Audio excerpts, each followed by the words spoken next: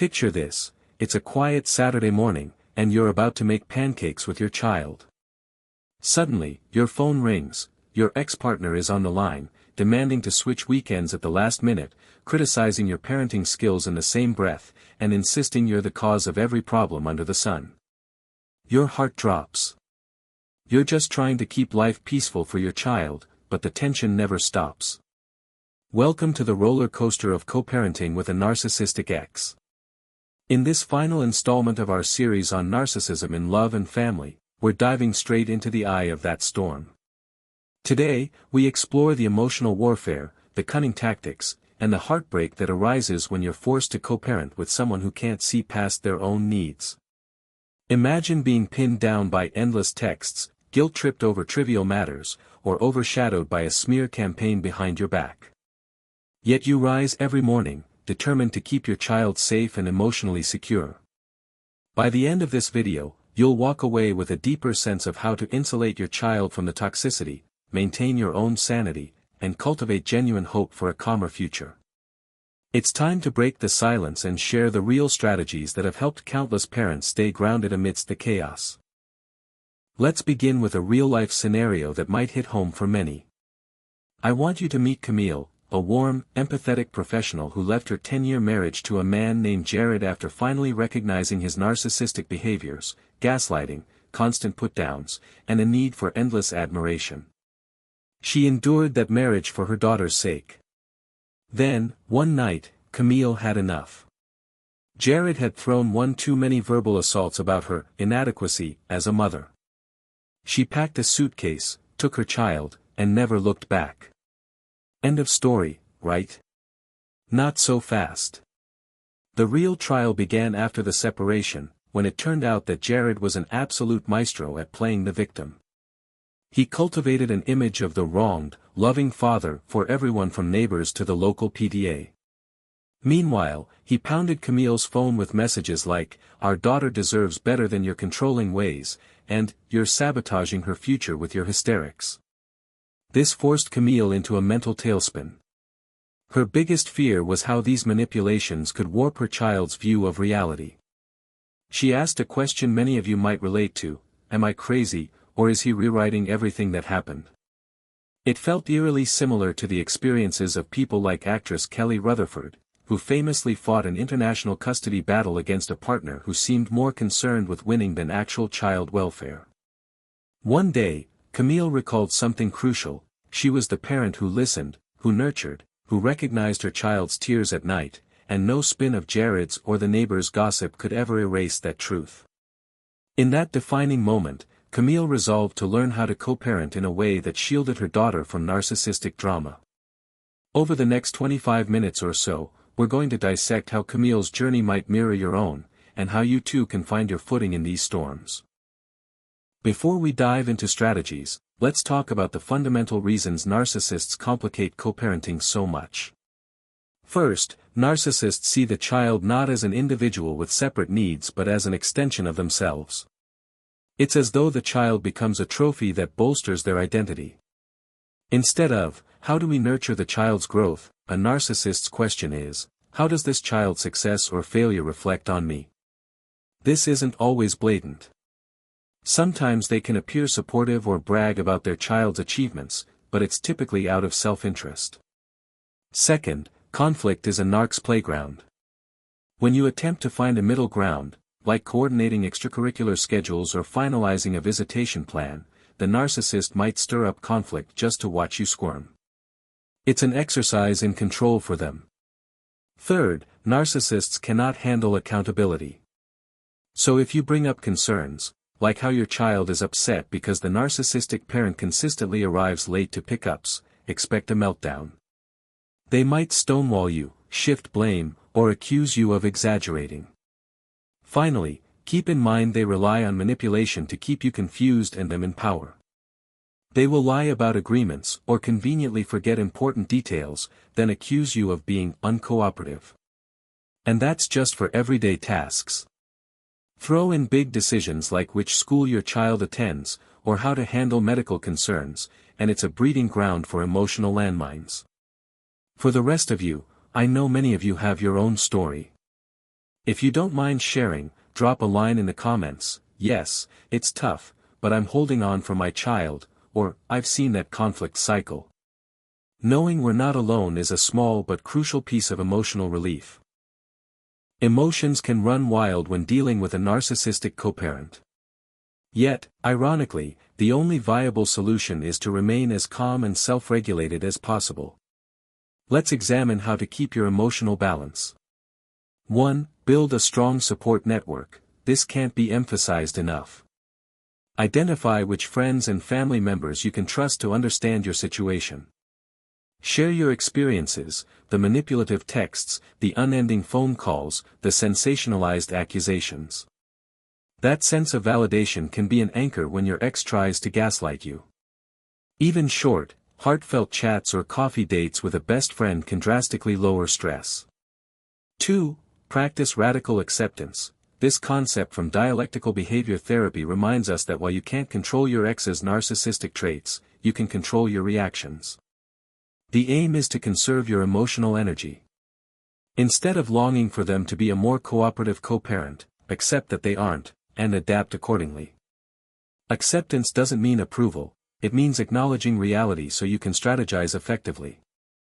3. Lean on mindfulness techniques. Something as simple as 4-count breathing or a short mindful break can help you recenter when your ex calls you, ranting about how you never do anything right.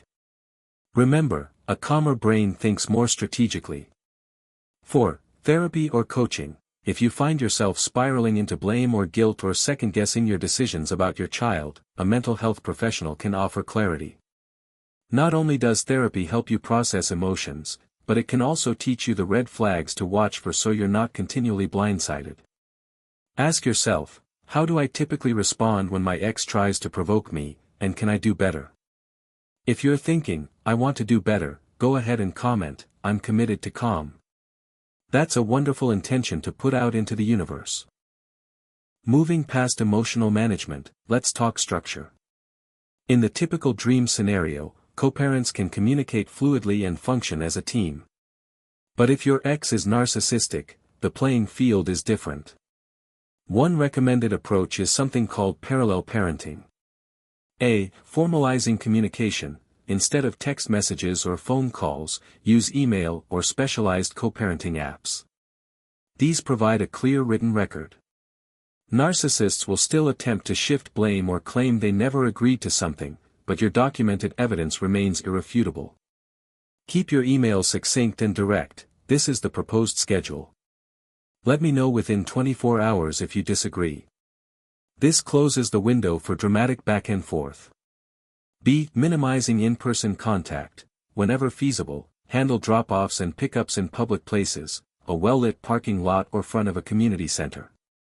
This can reduce the narcissist's inclination to stage a meltdown, because they love an audience that can be swayed, but ironically, they also fear negative public scrutiny from objective bystanders.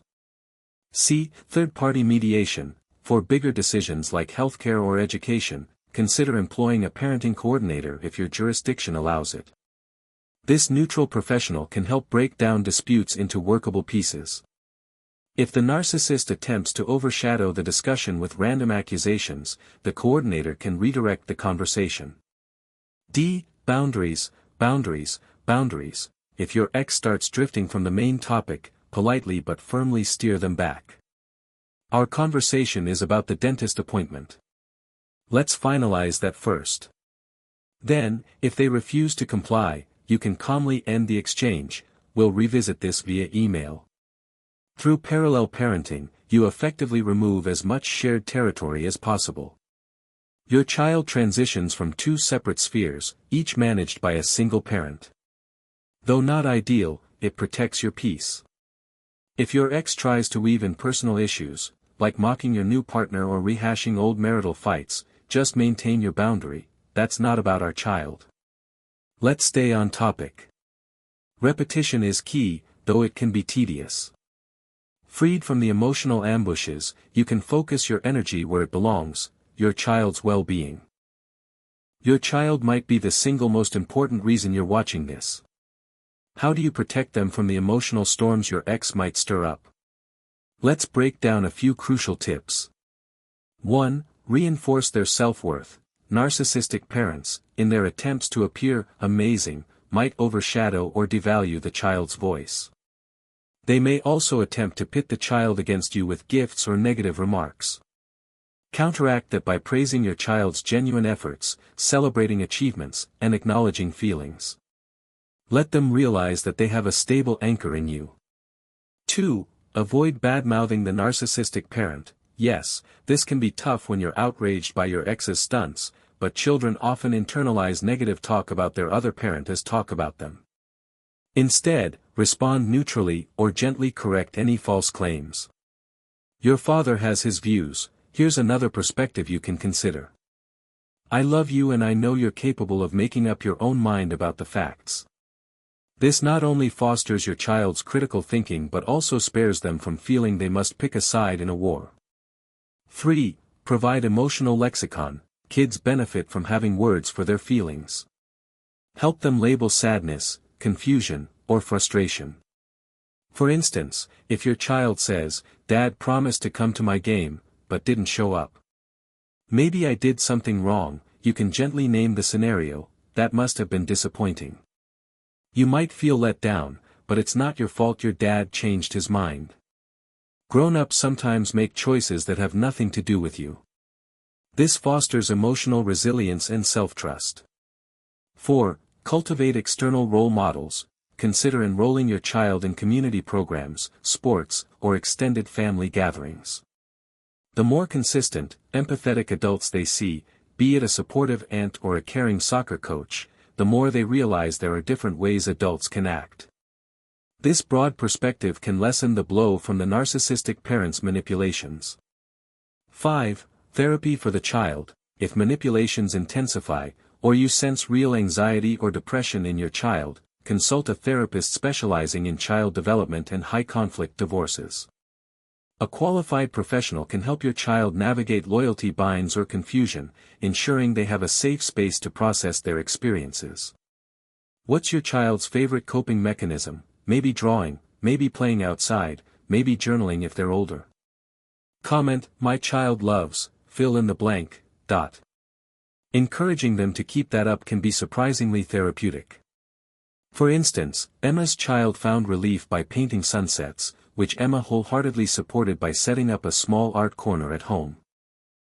Co-parenting with a narcissistic ex is one of the greatest emotional marathons many people will ever face. You're dealing with a personality that thrives on chaos, control, and manipulations, all while trying to maintain your child's sense of normalcy. But you can do this. By meticulously setting boundaries, switching to parallel parenting methods, documenting everything, and steering conversations back to child-centered matters, you remove many of the usual channels a narcissist uses to sow discord. Add in your unwavering emotional support for your child, validating their feelings, offering them a stable home environment, and encouraging creative outlets. Over time, kids see the difference between a loving presence and manipulative illusions. You, as the calm, consistent parent, become the example of genuine love and empathy that your child can carry into adulthood. Is it perfect? Absolutely not. You will still have days when your ex's manipulations get under your skin or when your child returns from the other parent's house echoing hurtful phrases they obviously didn't come up with alone. Yet each time you respond calmly, focusing on the child's needs rather than the narcissist's drama, you take back a piece of your power. Children grow up remembering who steadied the ship through rough seas, who truly listened, and who respected their feelings. That becomes the memory they treasure. If you found solace or insight in this video, consider subscribing to our channel. We have more in-depth content on high-conflict custody disputes, healing from narcissistic trauma, and building resilience.